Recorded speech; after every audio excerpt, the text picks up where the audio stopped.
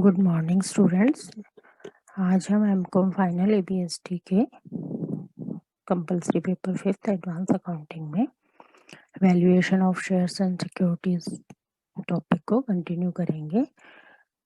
इसके वैल्यूएशन के दो मेथड हैं। नेट एसेट्स मेथड हम लोग कर चुके हैं। सेकंड मेथड है यील्ड वैल्यूएशन मेथड, जिसे हम प्रत्याय या प्रतिफल मूल्यांकन विधि भी कहते हैं। प्रत्याय या प्रतिफल मूल्यांकन विधि से क्या आशय है कि इस विधि के अंतर्गत कंपनी कितना अर्न कर रही है या कितने लाभ उसको हो रहे हैं, कितना डिविडेंड वो बांट रही है, इसके आधार पर, यानी कि रिटर्न के आधार पर, कंपनी को कितना रिटर्न मिल रहा है, रिटर्न के आधार पर हम शेयर्स का मूल्यांकन करते हैं। तो वो प्रत्याय या प्रतिफल मूल्यांकन विधि कहलाती है। यानी जब हम किसी कंपनी के अंश का मूल्यांकन उस पर संभावित प्राप्य या प्राप्त लाभांश के आधार पर करते हैं, तो उस विधि को हम प्रत्याय या प्रतिफल मूल्यांकन विधि कहते हैं। इस विधि के अंतर्गत हम तीन तरह से, या हम कह सकते हैं कि तीन विधियों के आधार पर प्रतिफल वैल्यू पर शेयर का कैलकुलेशन किया जाता है। इसमें तीन विधियां, पहली प्रत्याशित लाभांश दर विधि डिविडेंड रेट के आधार पर, दूसरी आशान्वित प्रत्याय दर विधि expected rate of return method, और तीसरी प्रत्याशित लाभार्जन दर विधि expected rate of earning method. तो इन तीनों के आधार पर हम देखते हैं कि किस तरह से शेयर्स का वैल्यूएशन किया जाएगा। पहली विधि हम लेते हैं प्रत्याशित लाभांश दर विधि। प्रत्याशित लाभांश दर विधि, जैसा कि इसका नाम है, इसमें कितना लाभांश शेयर होल्डर को दिया जा रहा है, कितना लाभांश उसको दिए जाने की आशा है, उसके आधार पर जब हम अंश का मूल्यांकन करते हैं तो वो प्रत्याशित लाभांश दर विधि कहलाती है। प्रत्याशित लाभांश दर विधि में वैल्यू पर शेयर कैलकुलेट करने के लिए हम जो फॉर्मूला यूज करेंगे वो इस तरह से है। हम प्रत्याशित लाभांश दर लेंगे, उसको डिवाइड करेंगे प्रत्याय की सामान्य दर से, यानी normal rate of return, into करेंगे, मल्टीप्लाई करेंगे paid up value per share, प्रति अंश का चुकता मूल्य।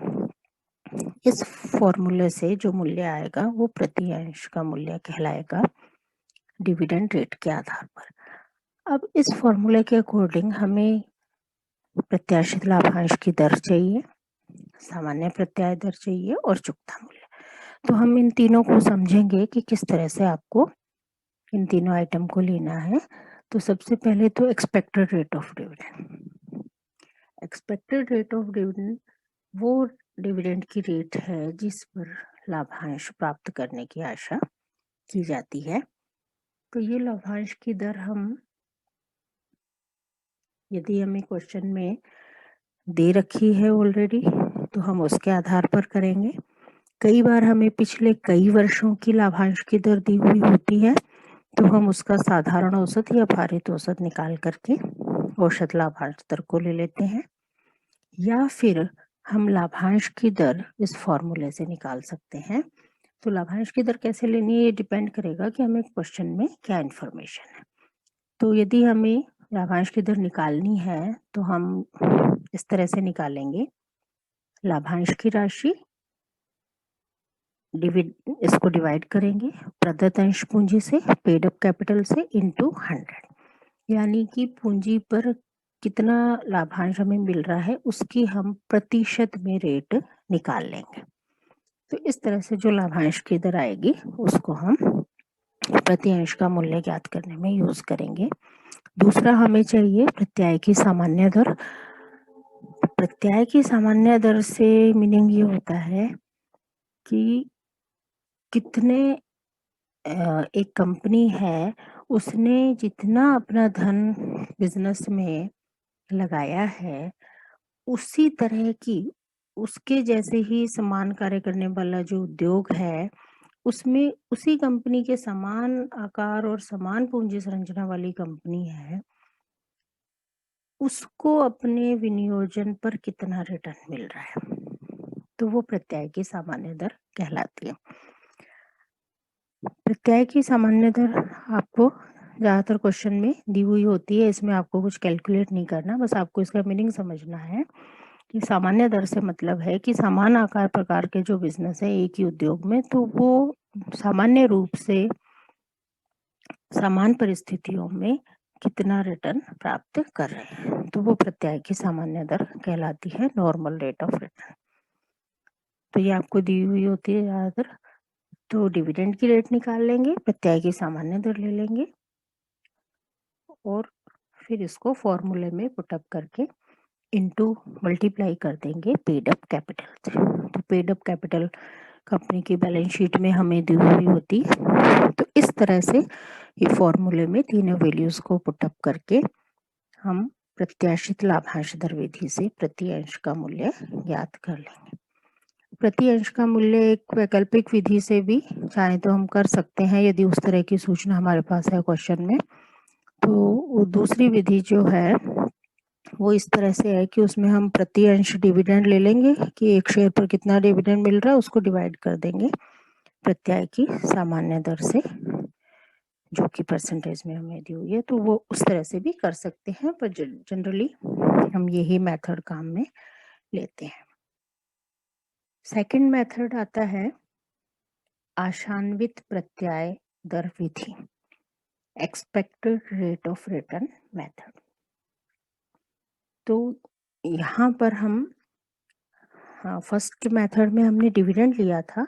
अब डिविडेंड तो वो वैल्यू है जो कि एक्चुअल में शेयर होल्डर्स के हाथ में आ रही है, उनको प्रॉफिट में से जितना हिस्सा बांटा जा रहा है वो डिविडेंड रेट कहलाती है। पर एक्सपेक्टेड रेट ऑफ रिटर्न यहाँ पर अलग है। डिविडेंड बांटने में तो कंपनी क्या करती है कि कई बार कंपनी को जितना लाभ हुआ है वो पूरा ही डिविडेंड के रूप में बांट दे, ये जरूरी नहीं है। कुछ हिस्सा वो अपने फ्यूचर के लिए रोक करके रखती है, कम लाभ बांटती है। तो ऐसी स्थिति में हम आशान्वित प्रत्यय दर विधि का यूज करते हैं, क्योंकि आशान्वित प्रत्यय दर विधि में हम कितना डिविडेंड बांटा ये नहीं लेकर के हम ये देखते हैं कि कितना डिविडेंड बांटा जा सकता था, यानी कि कितना प्रॉफिट अवेलेबल था इक्विटी शेयर होल्डर्स के लिए और उनको कितना बांटा जा सकता था। तो ये क्या कहलाती है, एक्सपेक्टेड रेट ऑफ रिटर्न कहलाती है कि कितनी प्रत्यय दर की आशा की जा सकती थी। तो आशान्वित प्रत्यय दर विधि में हम वैल्यू पर शेयर कैलकुलेट करने के लिए क्या फार्मूला यूज करेंगे, expected rate of return on equity shares divided by normal rate of return into paid up value per share. ये फॉर्मूला पिछली विधि की तरह से ही है, केवल उसमें डिविडेंड के आधार पे कर रहे थे, तो डिविडेंड रेट को ऊपर हमने लिया था, यहाँ पे एक्सपेक्टेड रेट ऑफ रिटर्न को ले लिया। बाकी डिवाइड आपको वही नॉर्मल रेट ऑफ रिटर्न से करना है into paid up value per share लेनी है। अब इसमें जो एक्सपेक्टेड रेट ऑफ रिटर्न है वो हमें कैलकुलेट करनी पड़ेगी। उसको हम कैसे कैलकुलेट करेंगे, उसके लिए हम एक तो profit available on equity shares calculate करेंगे। तो यहाँ पर समता अंशधारियों के लिए उपलब्ध जो लाभ है वो गणना करने के लिए आयकर के लिए आयोजन और पूर्वाधिकार अंश लाभांश और वैधानिक दृष्टि से आवश्यक संचयों में स्थानांतरण को घटाया जाता है, लेकिन स्वैच्छिक संचयों में हस्तांतरण को नहीं घटाया जाता। यदि पूर्वाधिकार अंश अवशिष्ट भागी हो तो इनका मूल्यांकन भी इस आधार पर किया जा सकता है। यदि हमें 1 वर्ष से ज्यादा वर्षों के लाभ दे रखे हों तो उनका औसत लेकर के हम भविष्य में संभावित उपलब्ध लाभों की गणना कर सकते हैं। तो यहाँ पे कहने का मतलब है कि आपको वो लाभ लेने हैं जो कि इक्विटी शेयर होल्डर्स के लिए, सबको देने के बाद में जो हिस्सा बचता है इक्विटी शेयर होल्डर्स का, वो हिस्सा हमें प्रॉफिट अवेलेबल के रूप में लेना है। उसको डिवाइड करना है paid up equity share capital से और इनटू करेंगे 100। तो प्रतिशत के रूप में हमारे पास में एक्सपेक्टेड रेट ऑफ रिटर्न आ जाएगी। इसको हम एक दूसरे वैकल्पिक मेथड से भी कैलकुलेट कर सकते हैं। वैकल्पिक मेथड में पहले हम दो चीज़ कैलकुलेट करेंगे, एक तो अर्निंग पर शेयर और एक price earning ratio. Earning per share के लिए हम वही है कि एक शेयर पर कितनी अर्निंग हो रही है, तो वही हमें profit available on equity shares लेना है और उसको डिवाइड करना है नंबर ऑफ इक्विटी शेयर्स से, तो अर्निंग पर शेयर आ जाएगी। इसी तरह से प्राइस अर्निंग रेशो कैलकुलेट करना है। प्राइस अर्निंग रेशो के लिए हम 100 upon normal rate of return करेंगे। नॉर्मल रेट ऑफ रिटर्न जैसा मैंने पहले भी बताया कि आपको क्वेश्चन में दी हुई रहती है। तो ये दोनों चीज कैलकुलेट करके वैल्यू पर इक्विटी शेयर निकालने के लिए हम इन दोनों को मल्टीप्लाई कर देंगे, यानी earning per share into price earning ratio. तो ये दूसरा मेथड भी यदि इंफॉर्मेशन ये वाली अवेलेबल है तो इसके आधार पे भी कर सकते हैं। एक तरीका और है जिसके आधार पर भी आप इस मेथड से कैलकुलेशन कर सकते हैं।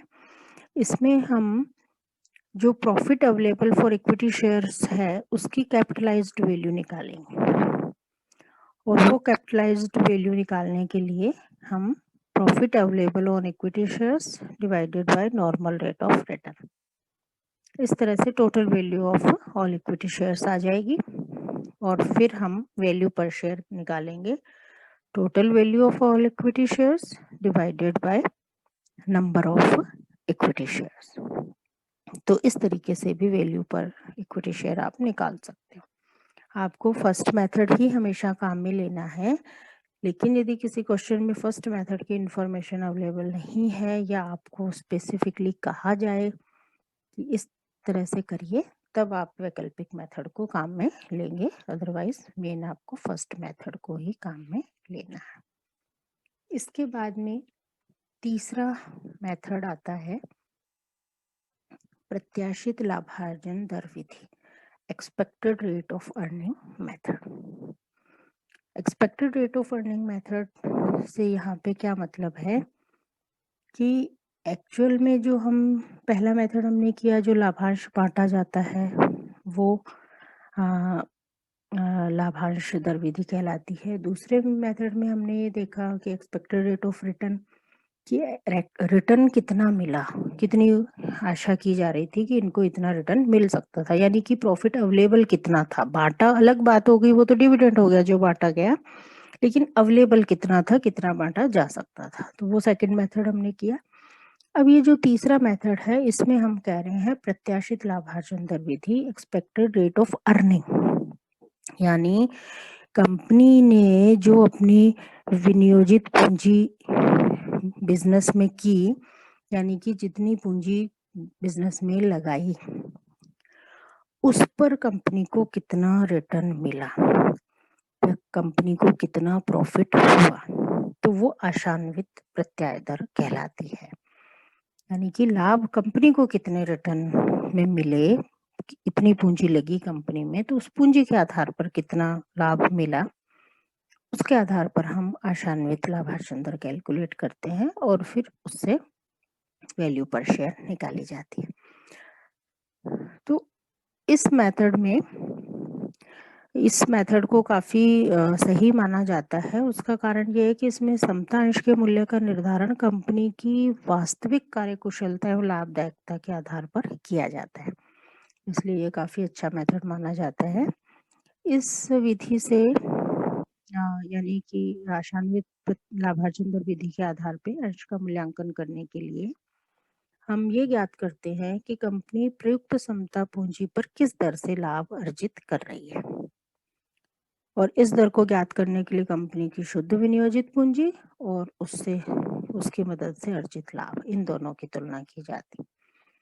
तो इस विधि से मूल्यांकन करने के लिए हमें सबसे पहले दो चीज कैलकुलेट करनी होगी, शुद्ध विनियोजित पूंजी कैलकुलेट करनी होगी और दूसरा अर्जित लाभ, और फिर इन दोनों को फॉर्मूले में पुटअप करके हम आशान्वित लाभार्जन दर ज्ञात करें।